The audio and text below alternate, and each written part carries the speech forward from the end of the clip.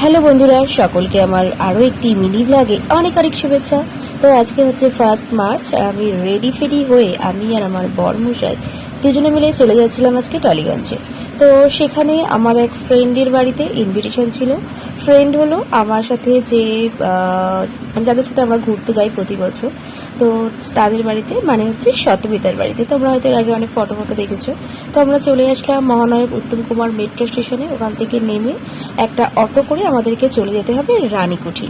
আর সেখানেই হচ্ছে শতমিতার বাড়ি। ওর বাড়িতে আজকে পুজোর একটা অনুষ্ঠান আছে। চলে আসলাম আমরা ওর বাড়িতে, এখন বাইরে ওয়েট করছিলাম। তারপর ওকে ডাক ফাক দিয়ে চলে আসলাম। এই যে এখানে পুজো টুজো হয়েছে, ভোগ দেওয়া হয়েছে, আর ওপরে হচ্ছে পাঠ কীর্তন। চলো তোমাদের দেখাই।